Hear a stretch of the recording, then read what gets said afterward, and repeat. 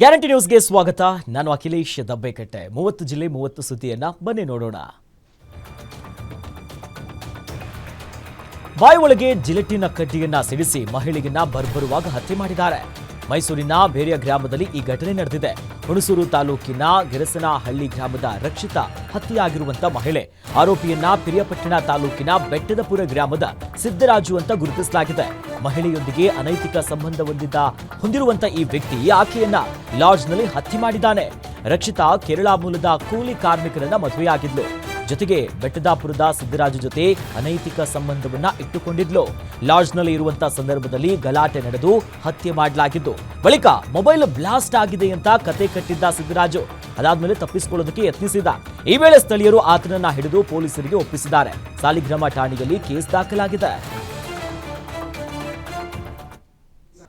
ನಾವು ದೇವಸ್ಥಾನಕ್ಕೆ ಹೋಗಿರೋಲ್ಲ, ಸುಮಾರು ಜನ ಇರ್ತಾರ, ಹೋಗೋಣ ಅಂತ ಅಂದು. ಇವ್ ನೀವು ಸ್ವಂತ ಹೇಳ್ತೀರಾ? ಹೇಳ್ತಿ ಅಂದ್ರೆ ನಾನು ಸ್ವಂತ ಹೇಳ್ತೀನಿ, ನಮ್ಮ ಮಾವನ ಮಗಳ ನಮ್ಮ ಮದುವೆ. ಸರಿ, ಆಯ್ತು, ತೊಂದ್ರೆ ಇಲ್ಲ. ದೇವಸ್ಥಾನಕ್ಕೆ ಹೋಗೋಣ ಅಂತ ಹೇಳಿದ್ದು. ಅದಕ್ಕೆ ನಾವು ಹಿಂಗೆ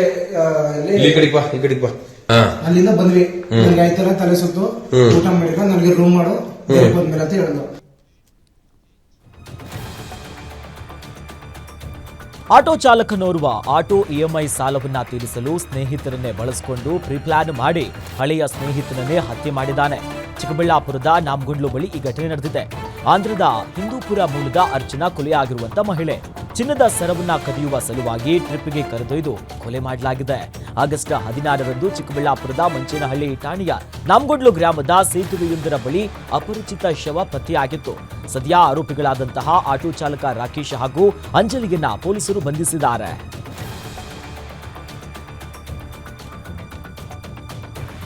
ಆಸ್ತಿ ಕಲಹಕ್ಕಾಗಿ ಮಲಮಗಳ ಮೇಲೆ ಮಲತಾಯಿ ದೌರ್ಜನ್ಯವನ್ನ ಎಸಗಿದ್ದಾಳೆ. ಮಂಡ್ಯ ಜಿಲ್ಲೆಯ ಮದ್ದೂರು ತಾಲೂಕಿನ ಡಿ ಮಲ್ಲಿಗಿರಿ ಗ್ರಾಮದಲ್ಲಿ ಈ ಘಟನೆಯಾಗಿರೋದು. ಕುಟುಂಬದಲ್ಲಿನ ಆಸ್ತಿ ಕಲಹದ ಹಿನ್ನೆಲೆಯಲ್ಲಿ ಮೊದಲನೇ ಹೆಂಡತಿ ಮಗಳಾದಂತಹ ಈ ರೋಜಾಳನ್ನ ಜಮೀನಿನಲ್ಲಿ ಕೆಡವಿ ಎದೆ ಮೇಲೆ ಕುಳಿತುಕೊಂಡು ಹಲ್ಲೆ ನಡೆಸಿದ್ದಾಳೆ. ಯಾರು? ಮಲತಾಯಿ ಭಾಗ್ಯ. ಇನ್ನು ಹಲ್ಲೆಯ ವೇಳೆ ಮಗಳು ಕಿರ್ಚಾಡ್ತಾ ಇದ್ರು ಕೂಡ ಮಲತಾಯಿ ಬಿಡದೆ ದಬ್ಬಾಳಿಕೆಯನ್ನು ನಡೆಸಿದ್ದಾಳೆ. ಈ ಸಂಬಂಧ ಹಲ್ಲೆಗೆ ಒಳಗಾಗಿರುವಂತಹ ಮಗಳಿಂದ ಮಲತಾಯಿ ಭಾಗ್ಯ ವಿರುದ್ಧ ಪೊಲೀಸ್ ಠಾಣೆಯಲ್ಲಿ ದೂರನ್ನ ದಾಖಲು ಮಾಡಲಾಗಿದೆ. ಕೊಪ್ಪ ಪೊಲೀಸ್ ಠಾಣೆಯಲ್ಲಿ ಸದ್ಯ ಕೇಸ್ ಆಗಿದೆ. ಮುಟ್ಟ ಶ್ರೀಮಂತೆ ಬುಡ ಶ್ರೀಮಂತೆ ನಾ ಮುಟ್ಟ ಸಲ ಹುಡುಗಿಯ ಸಣ್ಣ ಹುಡುಗಿಯ ತಾಯಿನ ತಂದೆ ಹುಡುಗಿಯ ಮಲ್ತಾಯಿ ಹಿಡ್ಕೊ ಹೊಡಿತಾವಳೆ ಚೋಳಕ್ ಬಂದ್ರೆ ನನ್ನ ತಮ್ಮನಿಗೆ ಉಳ್ಕೊಂಡು ಎಲ್ಲ ಮುಟ್ಕೊಂಡು ಉಳ್ಕೊಂಡಂಗೆ ಅಂದ್ರೆ ಎಲ್ಲ ಹೊಡಿತಾವಳೆ. ನೋಡಿ ಕತ್ತು ಉಸಿರಾಡಕ್ ಆಯ್ತಲ್ಲ ಬಿಡ್ತಾಳ ಅವಳು. ಉಸಿರಾಡಕ ಸೈಲ ರೋಜ ಸೈಲ ಸತ್ರ ಸೈತು ಬಿಡ.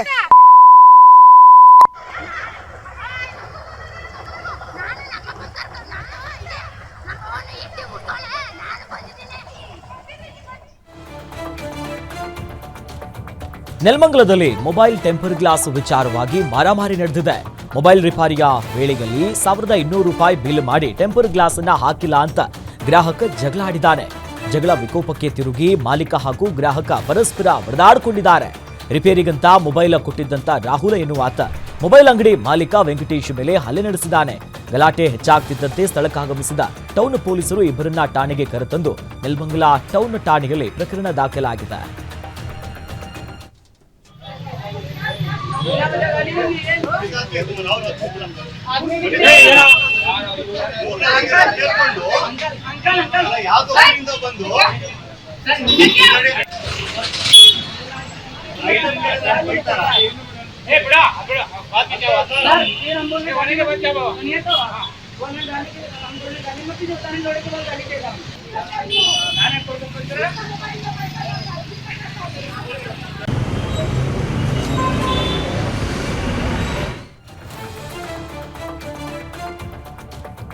ಸರ್ಕಾರಿ ಶಾಲೆಯಲ್ಲಿ ಸಜ್ಜಾಬಿದ್ದು 3 ವಿದ್ಯಾರ್ಥಿಗಳ ಸ್ಥಿತಿ ಗಂಭೀರ ಆಗಿದೆ.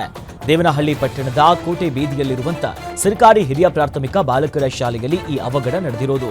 ಭುವನ್, ದರ್ಶನ್, ಕುಮಾರ ಸೇರಿ 15 ಮಕ್ಕಳು ಗಾಯಗೊಂಡಿದ್ದಾರೆ.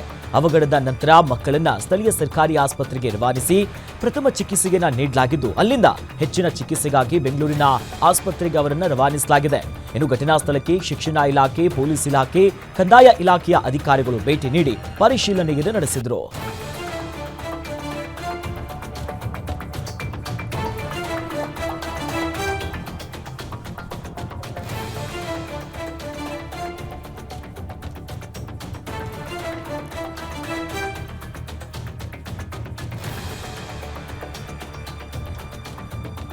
ಅರಣ್ಯದಲ್ಲಿ ಕೊಳೆತ ಸ್ಥಿತಿಯಲ್ಲಿ ಅಪರಿಚಿತ ಶವ ಪತ್ತೆಯಾಗಿದೆ. ಚಿಕ್ಕಮಗಳೂರು ಜಿಲ್ಲೆಯ ಮುಡಿಗೆರೆ ಸಮೀಪದ ಗಾಂಧಿಘಾರ್ ಬಳಿ ಅರಣ್ಯದಲ್ಲಿ ಈ ಘಟನೆ ನಡೆದಿರೋದು.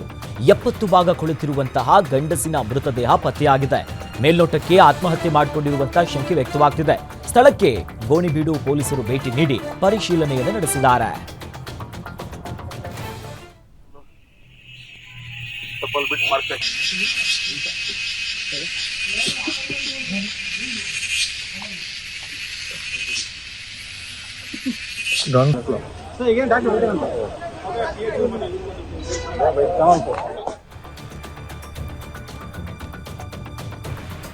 ಒಂಟಿಯಾಗಿ ವಾಸವಾಗಿದ್ದ ಯುವಕನ ಶವ ಕೊಳೆತ ಸ್ಥಿತಿಯಲ್ಲಿ ಪತ್ತೆಯಾಗಿದೆ. ದೊಡ್ಡಬಳ್ಳಾಪುರ ತಾಲೂಕಿನ ಎಳ್ಳೂಪುರ ಗ್ರಾಮದಲ್ಲಿ ಈ ಘಟನೆ ನಡೆದಿರೋದು. 37 ವರ್ಷದ ಸುರೇಶ್ ಮೃತಪಟ್ಟಿರುವಂತಹ ವ್ಯಕ್ತಿ. ಗೌರಿಬಿದನೂರು ಮೂಲದ ವ್ಯಕ್ತಿ ಕಾರ್ಮಿಕನಾಗಿ ಕೆಲಸ ಮಾಡಿಕೊಂಡಿದ್ದ. ತಂದೆ ತಾಯಿ ಮೃತರಾಗಿದ್ದು ಮನೆಯಲ್ಲಿ ಒಬ್ಬನೇ ವಾಸವಾಗಿದ್ದ ಅನ್ನೋದು ತಿಳಿದು ಬಂದಿದೆ. ಕೊಳೆತ ವಾಸನೆ ಬಂದಿರುವಂತಹ ಹಿನ್ನೆಲೆಯಲ್ಲಿ ಸ್ಥಳೀಯರು ಪರಿಶೀಲನೆ ಮಾಡಿದಂತಹ ಹೊತ್ತಿನಲ್ಲಿ ಇವೆಲ್ಲವೂ ಕೂಡ ಬೆಳಕಿಗೆ ಬಂದಿದೆ. ಸುರೇಶ್ ಸಾವಿನ ಬಗ್ಗೆ ಇನ್ನೂ ನಿಖರವಾದಂತಹ ಕಾರಣ ತಿಳಿದು ಬಂದಿಲ್ಲ. ಸದ್ಯ ದೊಡ್ಡಬಳ್ಳಾಪುರ ಗ್ರಾಮಾಂತರ ಪೊಲೀಸ್ ಠಾಣೆಯಲ್ಲಿ ಪ್ರಕರಣ ದಾಖಲಾಗಿದೆ.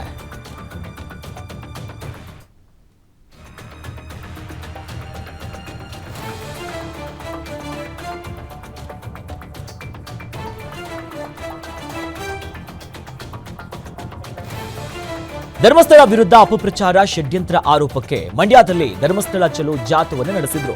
ಮಾಜಿ ಸಚಿವ ಪುಟ್ಟರಾಜು ನೇತೃತ್ವದಲ್ಲಿ ಜೆಡಿಎಸ್ ಕಾರ್ಯಕರ್ತರಿಂದ ಜಾಥಾವನ್ನು ನಡೆಸಲಾಯಿತು. ಶ್ರೀ ಕ್ಷೇತ್ರಕ್ಕೆ ಕಳಂಕ ತರಲು ಹೊರಟಿರುವಂತವರ ವಿರುದ್ಧ ಸೂಕ್ತ ಕಾನೂನು ಕ್ರಮಕ್ಕೆ ತೆಗೆದುಕೊಳ್ಳಬೇಕೆನ್ನುವುದಾಗಿ ಪುಟ್ಟರಾಜು ಅವರು ಈ ಸಂದರ್ಭದಲ್ಲಿ ಆಗ್ರಹಿಸಿದ್ದಾರೆ. ಹಿಂದೂ ದೇಗುಲಗಳನ್ನ ಟಾರ್ಗೆಟ್ ಮಾಡಿ ಷಡ್ಯಂತ್ರ ಮಾಡ್ತಿರುವುದಕ್ಕೆ ಆ ಸಂದರ್ಭದಲ್ಲಿ ಆಕ್ರೋಶವನ್ನು ಹೊರಗಾಕಿದ್ದಾರೆ. ಇನ್ನು ಜಾಥಾದಲ್ಲಿ 100 ಕಾರ್ಯಕರ್ತರು 50ಕ್ಕೂ ಹೆಚ್ಚು ಕಾರುಗಳಲ್ಲಿ ಜಾಥಾವನ್ನು ನಡೆಸಿದ್ರು.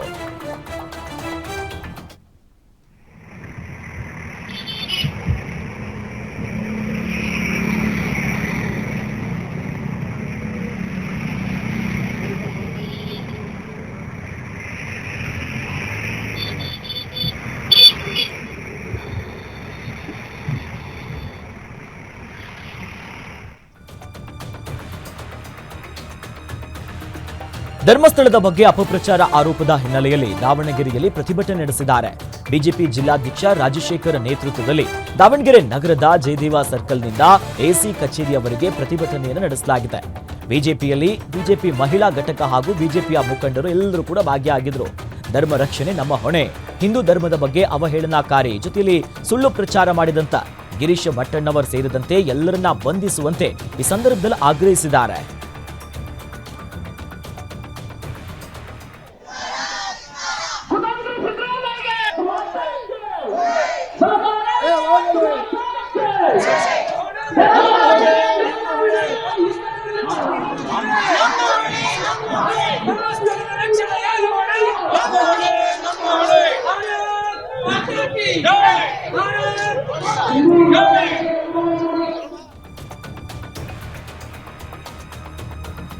ಬೀದರ್ನಲ್ಲಿ ಧರ್ಮಸ್ಥಳ ಪರ ಬಿಜೆಪಿ ಹೋರಾಟವನ್ನು ನಡೆಸಿ ಪ್ರತಿಭಟನಾ ರ್ಯಾಲಿಯನ್ನು ನಡೆಸಿದ್ದಾರೆ. ನಗರದ ಶಿವಾಜಿ ಸರ್ಕಲ್ನಿಂದ ತಹಶೀಲ್ದಾರ್ ಕಚೇರಿಯವರೆಗೆ ಪ್ರತಿಭಟನಾ ರ್ಯಾಲಿಯನ್ನು ನಡೆಸಿ ಆಕ್ರೋಶವನ್ನು ಹೊರಗಾಕಿದ್ದಾರೆ. ಮಾಜಿ ಕೇಂದ್ರ ಸಚಿವ ಭಗವಂತ ಖೂಬಾ, ಇನ್ನು ಶಾಸಕ ಶೈಲೇಂದ್ರ ಬೆಳ್ತಳೆ, ಜಿಲ್ಲಾಧ್ಯಕ್ಷ ಸೋಮನಾಥ್ ಪಾಟೀಲ್ ನೇತೃತ್ವದಲ್ಲಿ ಪ್ರೊಟೆಸ್ಟ್ ಮಾಡಲಾಗಿದೆ. ಪ್ರತಿಭಟನಾ ರ್ಯಾಲಿಯಲ್ಲಿ 100 ಬಿಜೆಪಿಯ ಕಾರ್ಯಕರ್ತರು ಭಾಗಿಯಾಗಿದ್ದರು. ಇನ್ನು ರ್ಯಾಲಿಯುದ್ದಕ್ಕೂ ಕೂಡ ಕಾಂಗ್ರೆಸ್ ವಿರುದ್ಧ ಬಿಜೆಪಿಗರು ಆಕ್ರೋಶವನ್ನು ಹೊರಗಾಕಿದ್ದಾರೆ.